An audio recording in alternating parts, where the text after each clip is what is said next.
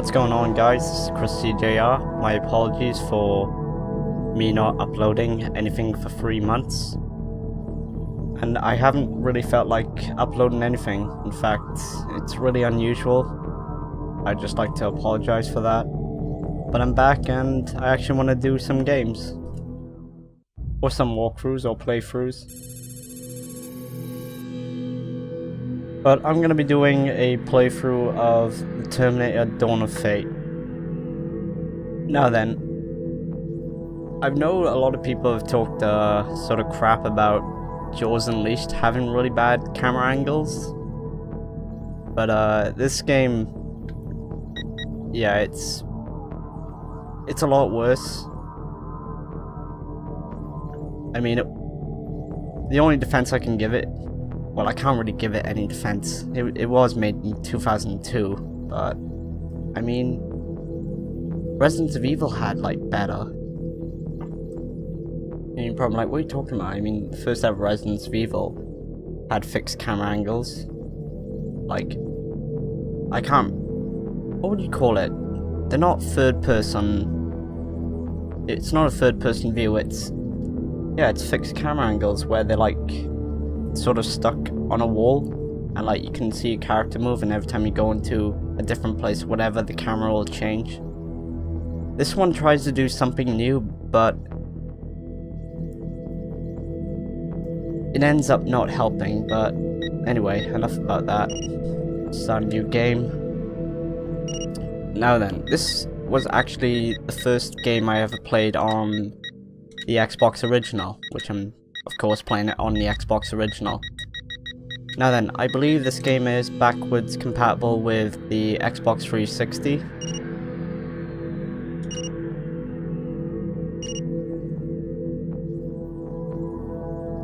It should be. But I remember playing this just because it had the Terminator name, and also I saw Terminator 2. I didn't see it in cinemas. I saw it on DVD, which amazed me. Like, if you haven't ever seen like Terminator 1 or 2, then go check it out. Go watch it. They're really great films by James Cameron. Okay, my settings. Turn down the music a little. So this is going to be a playthrough. It's not going to be a blind playthrough because I have played this game before. Just show you the controls as well. Oh yeah, you can also move the camera as well. Really weird. So this is the controls. The controls are very weird. Like, I usually just keep them to default because those are the only ones I know for this game. I know. I mean, that's probably the controls I should use, because that's the ones I'm usually used to. This game does have first person, but what I've heard is it's really horrible.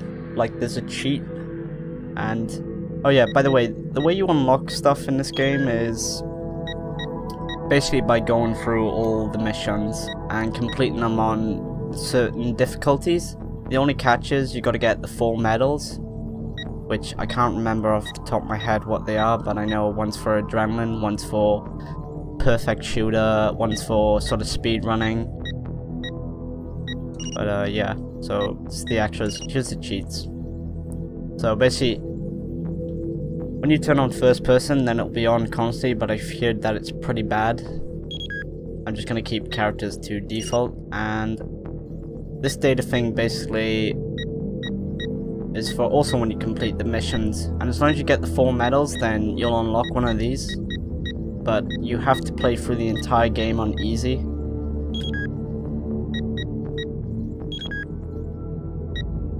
But one thing you gotta do before you ever play this game, you gotta do the training. This isn't a game that you can simply just go into guns a-blazing. You will get so confused with the controls.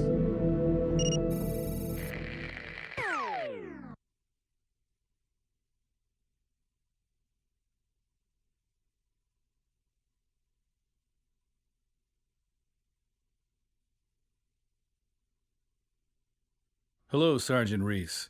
We're glad you stopped by to give the new training facilities a test run. Looks like you're still banged up from the last patrol. There are medipacks and armor if you want them. Okay, so as you can see, this is the camera. I believe the only differences between the original Resident Evil and this game is... Well, I mean, of course there is a lot of difference. I mean, there's not zombies in this game. But, if I remember, like, the camera just stays still. But with this one, the camera sort of follows you. Also, the controls do change when you go into a different place. Whenever the camera switches, and it gets a little weird. Oh yeah, it's telling me to use a medkit. Of course, I won't be speaking over any of the dialogue, you know me guys. So, use one of the small medkits. You can practice on the targets or use the reset switch to start the timed combat session.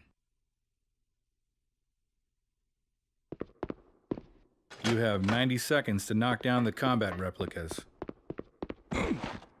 The plasma baton is TechCom's standard infighting weapon. Although ranged weapons are preferred when dealing with Skynet, the baton can be remarkably effective in the right hands. Now then, I don't remember if he talks about the adrenaline.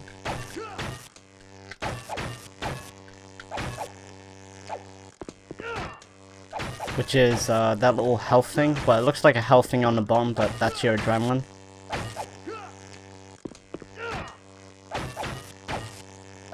Try mixing in some sweep attack moves.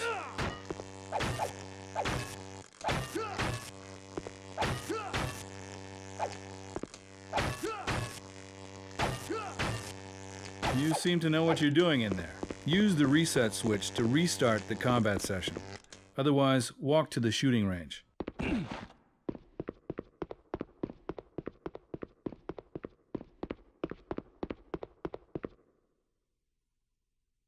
Okay, now it's telling us to press back.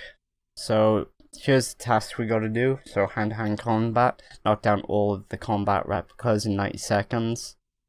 Mix baton sweeps and rush attacks, which you've already done. And it shows our time there, which was 52 seconds. Then, rifle and sidearms. Shoot all of the moving targets in 90 seconds using the plasma... Wait, what is it? Yeah, the plasma rifle in 40-watt range, and the auto pistol. Destroy all the moving targets in 90 seconds using the throw canister bombs.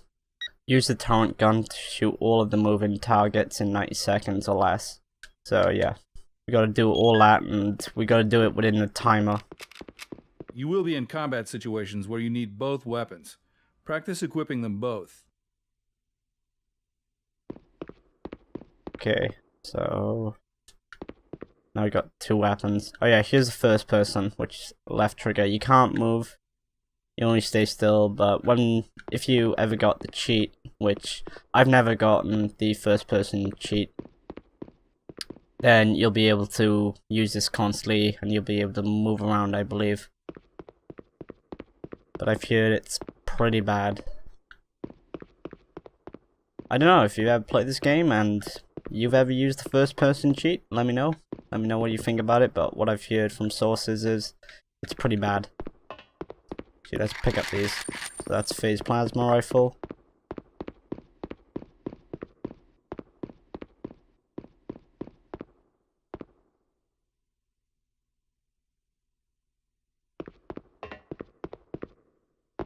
You have 90 seconds to knock down the T-targets. Target selection is one of the most important skills for you to master if you want to do well in the field. Take some time now to practice.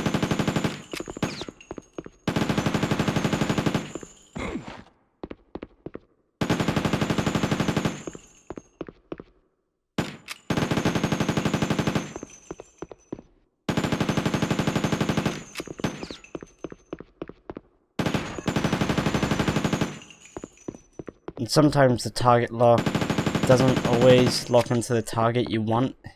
Or sometimes go to the one that you're not even like aiming at, which is pretty weird.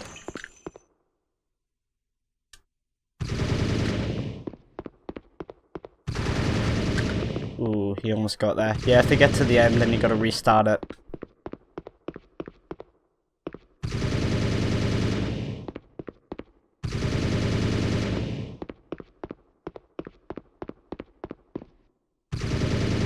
Well done. Use the reset switch to restart the session, or go to the next range.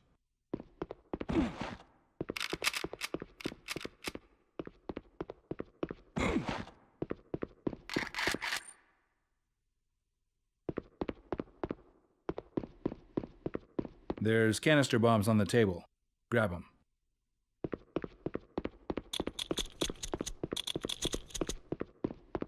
By the way, they will spawn back, of course. Otherwise, we'll never be able to complete this. You have 90 seconds to destroy the targets. Canister bombs are heavy grenades and pack a solid punch.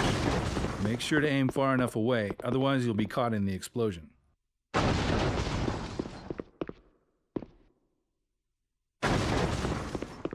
So we just run back and forward and we just spam these canister bombs at them.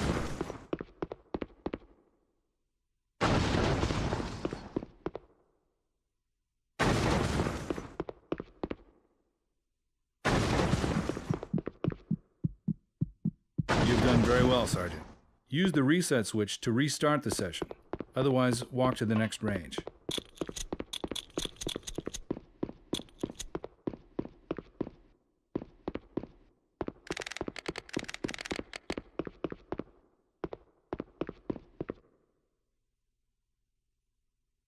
Okay, so that'll be the last task. Place C4 on the obstruction blocking the path. You know there's a blast range, so stand clear. Trigger the C4 by firing the detonator. Now then, I believe if you're too close to that, it's actually an instant death. I'm not sure, but from what I can remember, I'm pretty sure it is. Get behind the turret gun and activate it. Turret guns are the heaviest direct fire weapons we have in the battle against Skynet. You'll find them placed in defensive positions throughout our bases.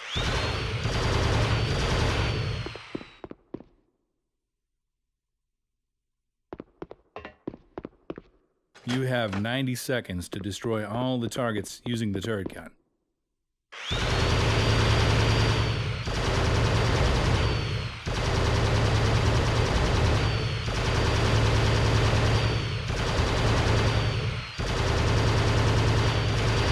Turret guns overheat over time. Keep the heat indicator in the green, or the gun will automatically shut down until it cools.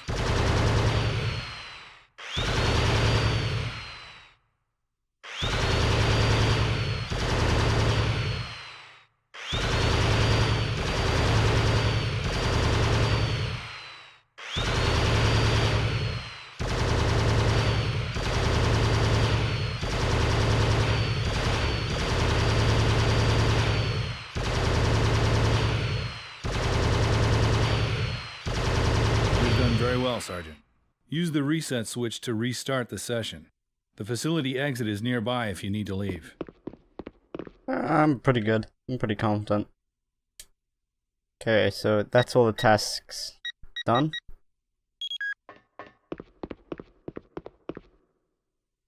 Captain Perry says he needs you in the control room before General Connor's briefing begins. Good job, Sergeant. I'll tell the SciTech boys how their training course held up. Okay, so if you use the left or right trigger, you can actually move across. So that's just showing us everything we've done. Now then, I believe for every level you have to do all the objectives. So hand to hand 52, yeah, it's just giving us. And also our summary, you have unlocked the data for the T400, which they're called the clankers, which is really interesting. Now then, as you can see, the date for any Terminator fan out there or whatever, I believe, it's wrong by 2 years, so it should be 2029. But that might be because they don't have the rights for certain things, I'm not sure. But you'll see in the game, like, stuff that's like really weird.